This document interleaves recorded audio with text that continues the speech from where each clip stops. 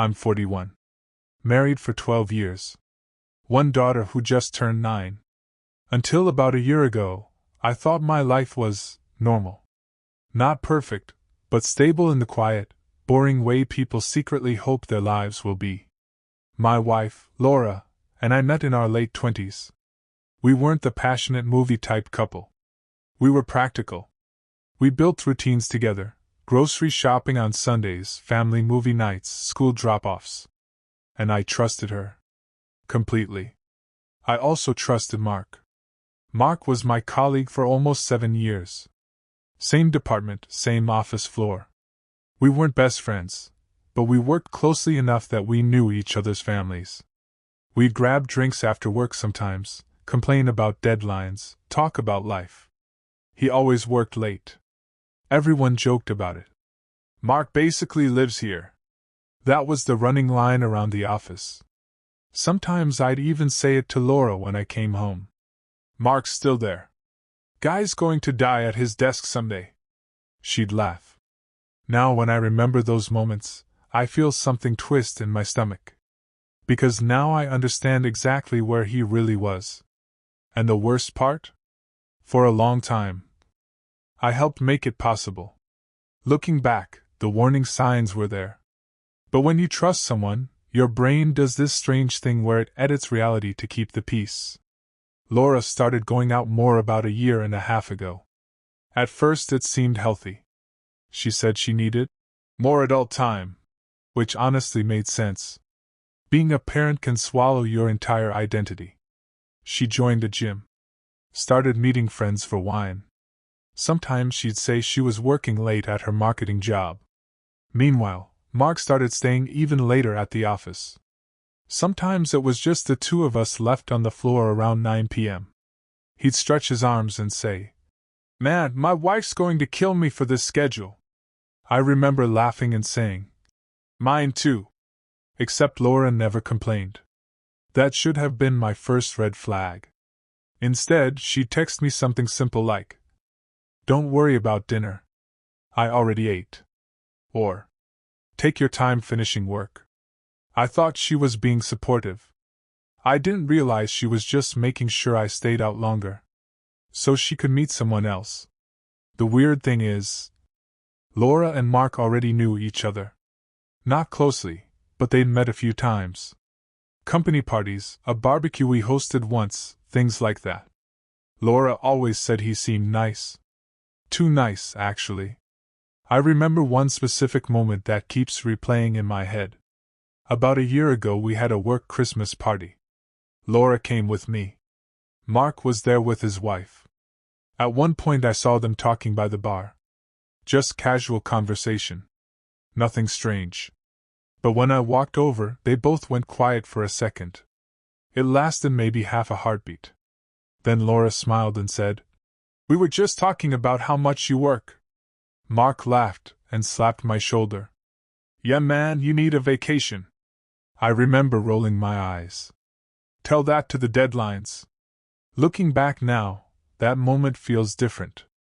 Like I had walked into a conversation that shouldn't have been happening. But at the time, I shrugged it off. Because why wouldn't I? They were two people I trusted more than almost anyone. The first real crack in my certainty came from something stupid. A phone notification. Laura was in the shower one evening and her phone lit up on the kitchen counter. I wasn't snooping. I swear. I was just standing there pouring coffee. The message preview popped up. It said, "Tonight the same place?" No name. Just a number I didn't recognize. For a second I thought maybe it was a friend. But something about the wording made my stomach tighten. The same place. I told myself not to be paranoid. When Laura came out of the shower I casually asked, "Who's texting you?" She glanced at the phone and shrugged. "Oh. Just someone from work." Then she flipped the phone face down. That was it. Small moment. Normal explanation. But that night I couldn't sleep. Because for the first time in our entire marriage, I had the quiet, uncomfortable thought. What if she's hiding something from me? And once that thought enters your head, It never really leaves. After that message, I started noticing things I'd ignored before. Laura guarded her phone more. Not in an obvious way. Just subtle. She'd take it with her everywhere. Bathroom, laundry room, even quick trips outside to take the trash out. Then there were the late nights. She started saying she had campaign deadlines, marketing emergency stuff. Sometimes she wouldn't get home until almost midnight. And around the same time, Mark's late nights at the office got stranger. Because sometimes he'd say he needed to leave early for family stuff, which was unusual. Mark was the guy who supposedly lived at work. One night I joked about it. "Hey man, thought you were sleeping under your desk tonight." He smiled in this tight, weird way. "Not tonight." That was all he said. I didn't connect the dots.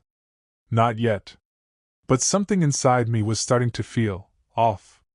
Like the world I thought I understood had small invisible cracks running through it. The real suspicion started about 3 months later. It was a Tuesday. Laura said she had a late meeting with a client. Nothing unusual. Around 8:30 p.m. I was still at the office finishing reports. Mark had supposedly gone home hours earlier. I decided to leave too. On the way out, I stopped at a small bar near the office to grab a quick beer before heading home. And that's when I saw Mark's car, parked across the street. At first I thought maybe he was meeting someone. But the weird thing was, the car was empty. Lights off. Just sitting there. I remember staring at it for a few seconds, confused. Then I went inside the bar. Mark wasn't there. I finished my drink, shrugged it off, and went home. Laura wasn't back yet. When she finally arrived around 10:45, she looked slightly flushed, hair a little messy. "Long meeting," she sighed. I kissed her cheek and said nothing. But my brain kept replaying the image of Mark's empty car, parked outside. After that night, the paranoia grew slowly. Not explosive. Just a constant buzzing in the back of my head. I started noticing timing. Laura's late meetings often happened on the same nights Mark left work early. When she was out, sometimes his phone went straight to voicemail. Still, I felt ridiculous even thinking about it. My wife. My colleague.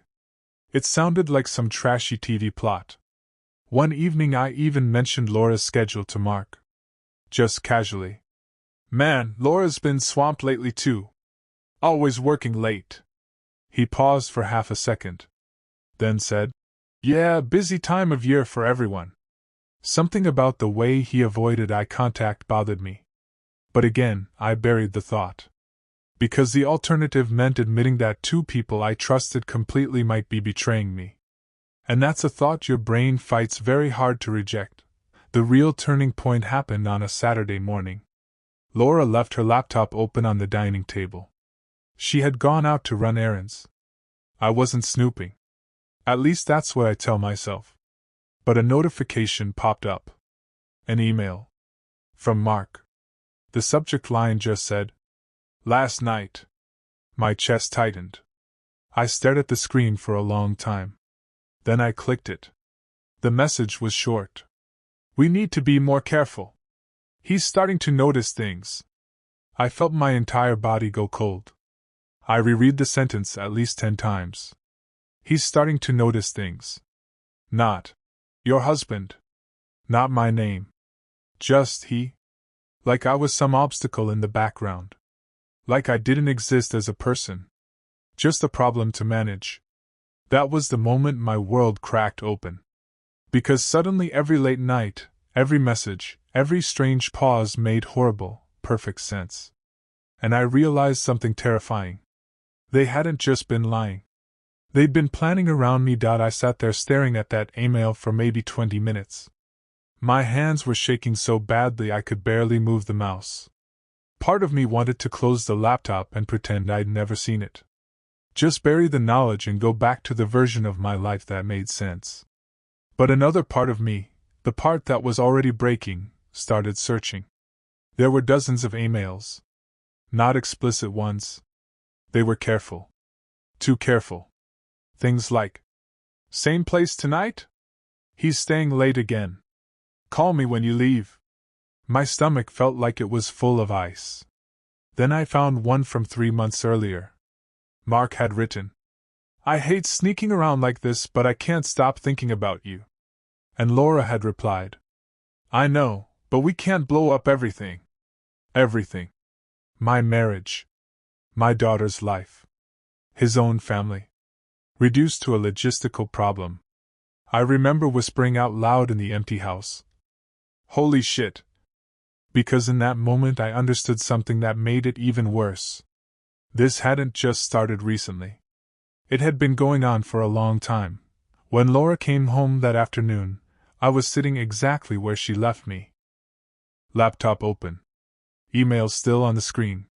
She walked in carrying grocery bags and immediately froze. For a second neither of us said anything. Then she quietly asked, Why are you looking at my emails?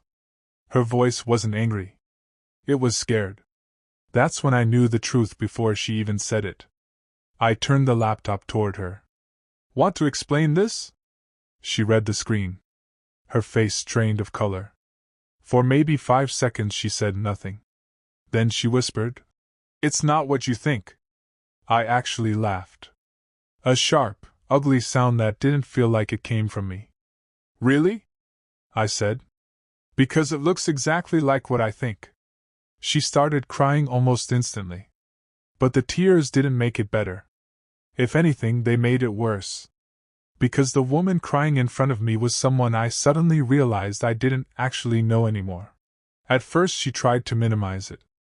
It just happened, she said between sobs. We didn't mean for it to go this far. That sentence still makes my blood boil. We didn't mean for it to go this far. Like it was some accident. Like they slipped and fell into an affair. I asked the question I was terrified to hear the answer to. How long? She hesitated. That hesitation told me everything. Laura. About 8 months. 8 months. 8 months of lies.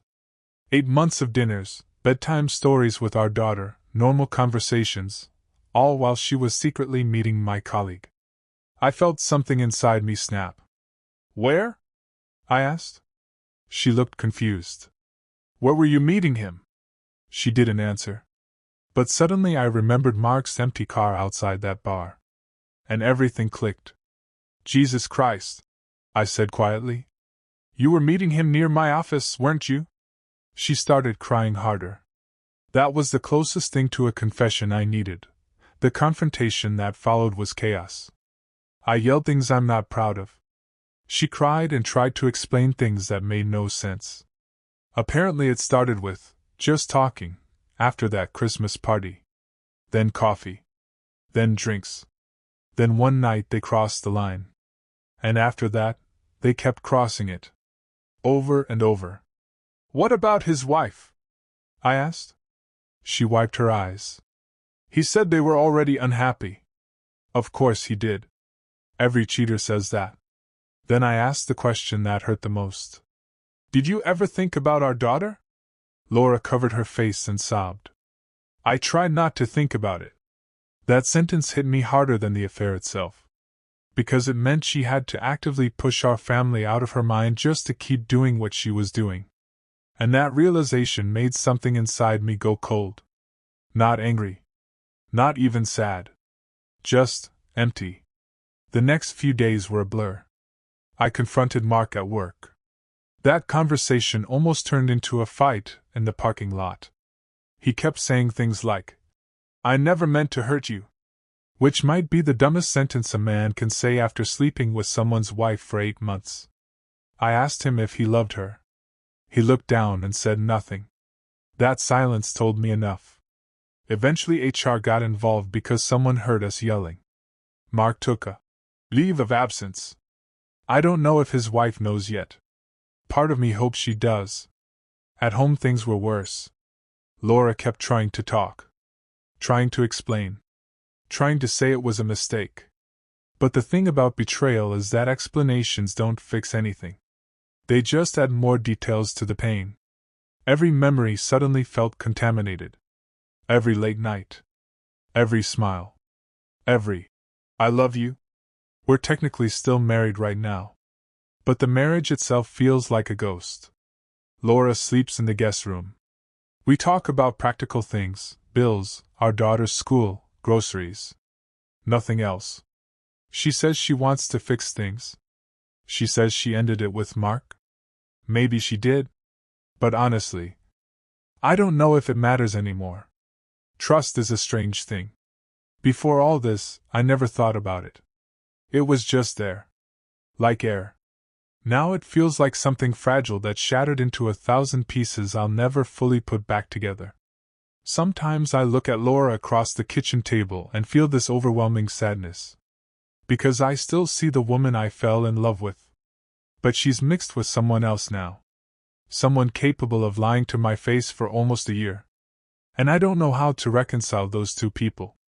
The hardest part of all this isn't even the betrayal. It's the constant mental replay. Your brain becomes this cruel detective that never stops working. Every memory gets re-examined. Every moment gets a new meaning. I think about all the times I stayed late at the office with Mark. Complaining about work. Laughing about life. While he was secretly sleeping with my wife. I even covered for him once when his manager asked why he left early. Family thing, I told them. Yeah. Family. If anyone reading this is in a relationship and sees small red flags, don't ignore them the way I did. I'm not saying become paranoid. But trust shouldn't mean blindness. Because sometimes the people you trust the most are the ones quietly building a second life behind your back. And the worst part? You only understand the truth after everything is already broken.